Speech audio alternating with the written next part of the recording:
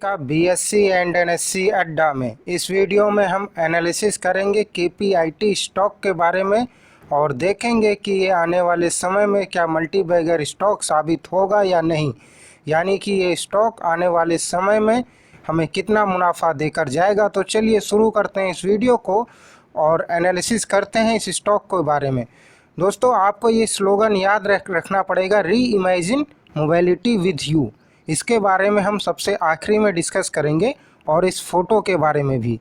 आप सोच रहे होंगे ये एक आईटी स्टॉक है, यानी कि सॉफ्टवेयर डेवलपर कंपनी का स्टॉक है और उसमें मैंने फ़ोटो लगा के रखी है एक कार की।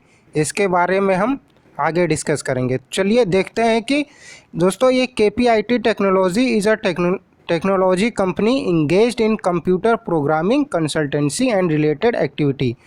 आप देख लेते हैं इसका 52 वीक का हाई जो गया था 274 रुपये गया था, 52 वीक का लो 60 रुपये 5 पैसा। और अगर इसके रिटर्न की बात करते हैं तो 1 मंथ रिटर्न दिखा रहा है 3.83 और 1 ईयर रिटर्न दिखा रहा है 307.23 का। अगर यही हम पीई रेशियो की बात करते हैं दोस्तों तो 48.02 पीई रेशियो है। सेक्टर पीई की बात करते हैं तो 32.60 इसका सेक्टर पीई है। अगर हम लोग पीबी रेशियो की बात करते हैं तो 6.42 है और सेक्टर पीबी इसका 8.17 है। अगर यही डिविडेंड यील्ड की बात करते हैं तो इसका डिविडेंड बहुत ही कम है और 0.60% इसका डिविडेंड यील्ड है। यही सेक्टर डिविडेंड यील्ड है इसका 1.35%।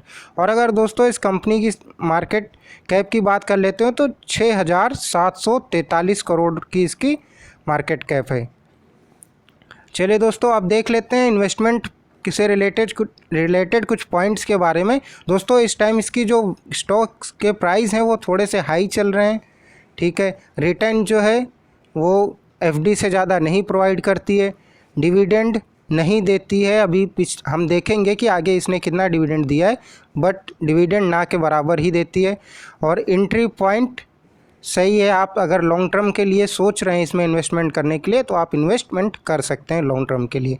दोस्तों, रेड फ्लैग फाउंड, इसके ऊपर थोड़ा सा डेप्ट है, यानी कि इसके जो प्रोमोटर्स होल्डिंग है उसके अगेंस्ट थोड़ा सा लोन लिया गया है, जिसकी वजह से इसमें रेड फ्लैग दिखा रहा है। चलिए अब इसके ये तो हम देख ही चुके हैं। PE ratio 48.2%, sector PE 32.60, PB 6.42, sector PB 8.17, dividend yield 0.60% और सेक्टर डिविडेंड 1.35%।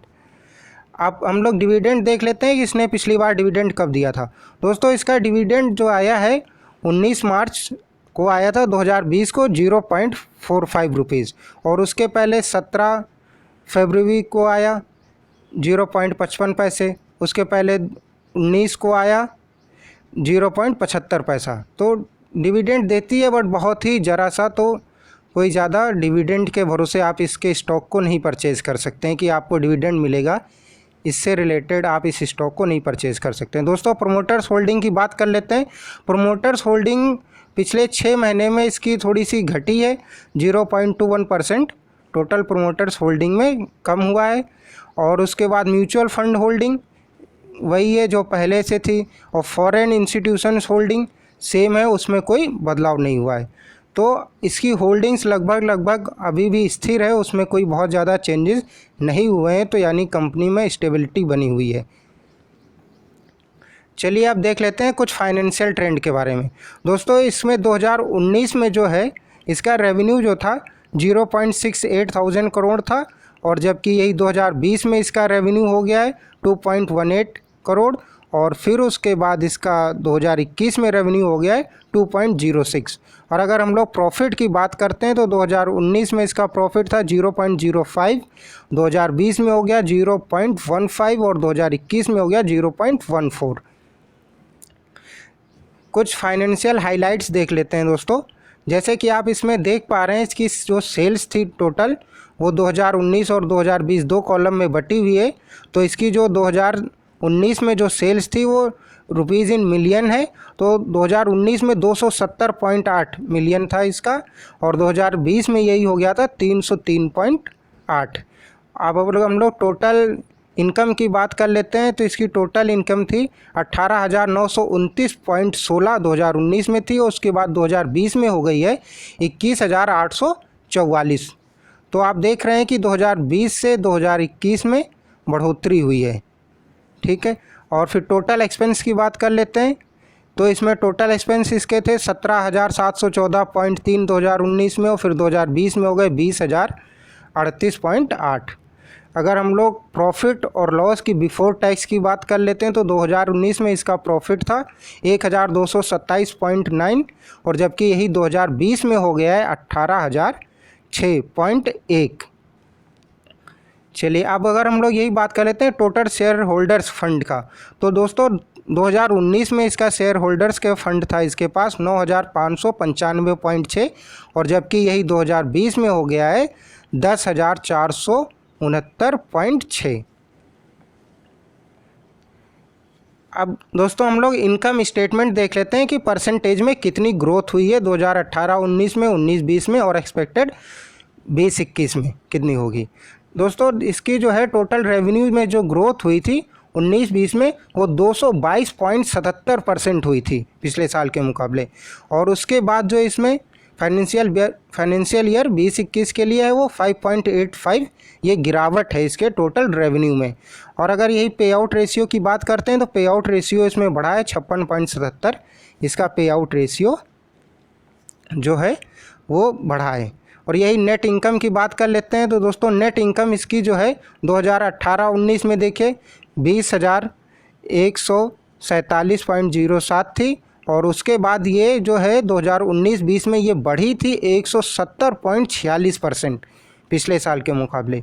और यही अगर हम लोग देखते हैं 2020-21 में तो ये कम हुई है पिछले साल के मुकाबले, यानी 19-20 के मुकाबले 20-21 में ये 4.20% कम हुई है। चलिए दोस्तों अब हम लोग कैश फ्लो देख लेते हैं। दोस्तों कैश फ्लो किसी भी कंपनी के पास होना बहुत ज़रूरी है, यानी उसके पास फ्री कैश होना वैसे ही ज़रूरी है जैसे आपके पास अपनी पर्स में पैसे होना ज़रूरी है। कि आपको हमेशा पैसे की ज़रूरत पड़ती है तो आप बार बार किसी से पैसे नहीं मांगेंगे, क्योंकि थोड़े थोड़े पैसे की ज़रूरत पड़ेगी तो आप लोन नहीं ले सकते। तो कंपनी के पास कैश फ्लो होना बहुत ज़रूरी है। कंपनी का काम अच्छी तरीके से चलता रहेगा, उसके बेसिक नीड्स पूरी होती रहेंगी बहुत ही अच्छे तरीके से अगर कंपनी के पास फ्री कैश फ्लो अवेलेबल है। तो किसी भी कंपनी में इन्वेस्टमेंट करने से पहले हमेशा देख लिया करिए कि उसका कैश फ्लो का रिकॉर्ड कैसा है, बढ़ रहा है या उसका कैश फ्लो लगातार कम होता जा रहा है। बढ़ रहा है कैश फ्लो तो बहुत अच्छी बात है, यानी उसका प्रॉफिट बढ़ रहा है, उसकी सेल्स बढ़ रही है, उसका उसमें जो है कैपिटल एक्सपेंडिचर बढ़ा रही है, और उसके पास अपने रेवेन्यू जो है लगातार ग्रोथ हो रहा है। तो कैश फ्लो बहुत ही मेजर रोल प्ले करता है ये डिसाइड करने के लिए भी कि आप उस स्टॉक में इन्वेस्टमेंट करिए या ना करिए। दोस्तों इसमें कैश फ्लो देखिए 2018 में था 0.09, नेट इन कैश था 0.09 2018 में, और उसके बाद 2019 में हो गया है 200.78, और फिर उसके बाद फाइनेंशियल ईयर 2020 में हो गया था 75.01। और उसके बाद अगर हम लोग फ्री कैश फ्लो की बात करते हैं तो दोस्तों इसके पास फ्री कैश फ्लो यानी इसमें माइनस में है, तो ये कम दिखा रहा है कि इसके पास 2018 में -0.01 करोड़ रुपये की इसके पास कमी थी। और 2019 में देखिए इसने इसको कितनी तेज़ी के साथ कवर किया, 124.11 करोड़ रुपए का इसके पास कैश फ्लो आ गया। उसके बाद 2020 में इसके पास देखिए 320.12 करोड़ का इसके पास कैश फ्लो आ गया है। लगातार इसने 18 के बाद 19-20 में बहुत अच्छे से कवर किया इसने इसको। आप देख लेते हैं टोटल इक्विटी लायबिलिटीज़ इसके पास कितनी है दोस्तों, और फिर उसके बाद देख लेंगे टोटल एसेट्स कितनी है। दोस्तों इसके पास टोटल इक्विटी लायबिलिटीज़ हैं जो वो 16,350.6, और जबकि टोटल एसेट्स जो हैं 16,350.6। और अगर हम लोग यही की रेशियो की बात कर लेते हैं तो लॉन्ग टर्म डेब्ट टू इक्विटी रेशियो इसका है 3.6%, और यही टोटल डेब्ट टू इक्विटी रेशियो इसका है 5.2%। और अगर यही कैश टोटल एसेट्स की बात कर लेते हैं तो 23.3% है। अब दोस्तों देख लेते हैं कि क्या ये कंपनी सिर्फ़ और सिर्फ भारत में ही काम करती है या फिर ये बाहर भी काम करती है, और अगर बाहर काम करती है तो उसकी दूसरी कंपनियों के नाम क्या है, या फिर ये सिर्फ और सिर्फ उसी कंपनी की काम करती है। दोस्तों ये कंपनी जो है, इसकी सब्सिडरी टोटल 12 कंपनीज़ हैं, तो आप समझ सकते हैं कि ये कंपनी कितने बड़े लार्ज स्केल में काम कर रही है। देखिए यूके में है इसकी पहली एक KPIT टेक्नोलॉजीज़ यूके लिमिटेड, ठीक है। उसके बाद दूसरी KPIT टेक्नोलॉजीज़ लिमिटेड है ये। फिर ये माइक्रोफिजी इंडस्ट्रीज़ भी इसी की सब्सिडरी कंपनी है। नीदरलैंड की है KPIT टेक्नोलॉजी, संघाई में है, ठीक है। और उसके बाद ये आपकी ऑटोमोटिव है, इम्पैक्ट ऑटोमोटिव सॉल्यूशन लिमिटेड, ये भी KPIT की ही होली ओन्ड है इसकी। KPIT टेक्नोलॉजीज़ होल्डिंग लिमिटेड, ये भी इसकी पूरी तरह से इसके ही उसी में है। माइक्रोफिजी KPIT टेक्नोलॉजीज़ लिमिटेड, ये भी पूरी तरीके से KPIT के ही अंडर में है। तो ये टोटल 12 सब्सिडरीज कंपनी है जो इसके अंडर हैं या इसमें इसका इन्वेस्टमेंट है। तो दोस्तों इस तरीके से ये बहुत ही तेज़ी के साथ ग्रोथ कर रही है कंपनी। अब दोस्तों देख लेते हैं कि ये कंपनी जो है वर्ल्ड के जो बेस्ट IT हैं उनके साथ ही साथ बहुत सारी कंपनियों के साथ ये टाई अप कर रही है। दोस्तों इस कंपनी ने टाई अप करना शुरू कर दिया है क्योंकि इस कंपनी का एम बहुत ही क्लियर है। ये हम आगे डिस्कस करेंगे कि इस कंपनी का एम क्लियर क्या है। ये जो इस कंपनी को उसका एम ही बाकी दूसरी IT कंपनीज से अलग करता है। जैसे आप IT कंपनीज़ की बात करेंगे तो बहुत सी IT कंपनीज़ हैं, इन्फोसिस हो गया, TCS हो गया है, विप्रो हो गया है। तो ये सब एक नॉर्मल IT कंपनीज़ का मतलब ये सब मोस्टली सर्विस प्रोवाइडर कंपनी है जो ज़्यादातर सर्विस प्रोवाइड करती हैं और बहुत ही बड़ी कंपनियां हैं ये सब। बट यह कंपनी और इन सब कंपनियों के बीच में एक बहुत ही बड़ा अंतर है जो हम अभी डिस्कस करेंगे। चलिए अब कंपेयर कर लेते हैं कि हम लोग इसका PE रेशियो देखिए कि आपका KPIT का रहेगा 48.002, जबकि टाटा कंसल्टेंसी का 36.59 और इन्फोसिस का है 34.27 और यही आपका विप्रो का है 26.59। और अगर यही हम लोग उसकी बात करते हैं वॉलेटिलिटी की तो KPI टेक्नोलॉजीज़ की है 48.63 और फिर यही टाटा कंसल्टेंसी की है 24.09 और फिर इन्फोसिस का है 23.35 और विप्रो लिमिटेड का है 30.72। अब दोस्तों इसका आप ग्राफ देखिए, लगातार बुलिश दिखा रहा है। तो ये कंपनी उम्मीद तो यही की जा रहा है कि इसका स्टॉक जो है आने वाले समय में एक मल्टीबैगर स्टॉक साबित होगा और आप सभी के पैसे को बहुत ही अच्छे तरीके से बढ़ा देगा और आपको मुनाफा ही मुनाफा दे के जाएगा। तो चलिए आप बात करते हैं कि मैंने जो आपको शुरुआत में पिक्चर दिखाई थी, री इमेजिन मोबिलिटी विद यू। दोस्तों इस स्लोगन में ही इस कंपनी का ग्रोथ छुपी हुई है। मेरा ऐसा मानना है कि इस पिक्चर में ही इस कंपनी की ग्रोथ छुपी हुई है। ये मेरा व्यू है इस कंपनी को लेकर, क्योंकि दोस्तों वैसे तो बहुत सी IT कंपनीज़ हैं और इससे बहुत बहुत बड़ी बड़ी IT कंपनीज़ है। जैसे मैंने अभी आपको PE रेशियो कंपेयर करके बताया, विप्रो हो गया, इन्फोसिस हो गया, TCS हो गया, इन सभी को हमने अभी पीछे देखा है, PE रेशियो कंपेयर किया है। तो ये सभी बहुत ही बड़ी IT कंपनीज़ हैं। तो इसमें नया क्या है इस कंपनी में, ये कंपनी इन सबसे अलग क्यों हो रही है?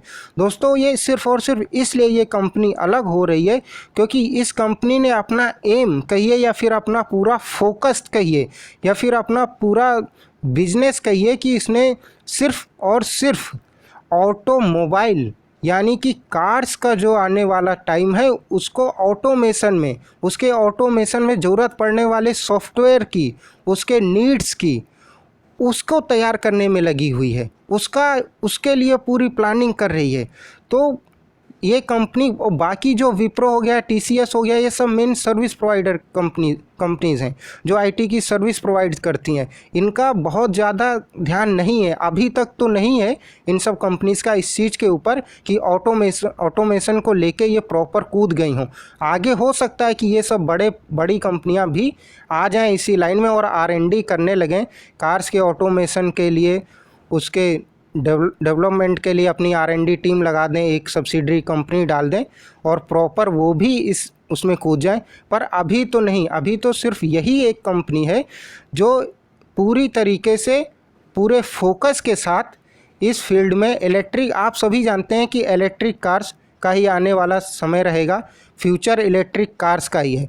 तो इलेक्ट्रिक कार्स में ऑटोमेशन की बहुत ज़्यादा ज़रूरत पड़ेगी। जैसा कि आप साइंस फिक्शन मूवीज़ में देखते हैं, कार के अंदर ही सब कुछ बाय वॉइस से कंट्रोल किया जा सकता है, बहुत सारे सेंसर्स होते हैं, बहुत सारी लाइट्स होती हैं, वो सब सॉफ्टवेयर्स के थ्रू चलती हैं, वो सब अपने आप नहीं चलती हैं, उन सबको सॉफ्टवेयर्स चलाते हैं। प्री डिज़ाइंड सॉफ्टवेयर्स होते हैं जो इंस्टॉल किए जाते हैं गाड़ी में, चिप्स में, वो सब प्री इंस्टॉल सॉफ्टवेयर्स होते हैं जो रन करते हैं टाइम पर, आपकी आवाज़ को लेकर, आपकी वॉइस को लेकर, आपकी रेटिना को लेकर, आपके हाथ के मूवमेंट को लेकर, वो सब रिएक्ट करते हैं सॉफ्टवेयर्स।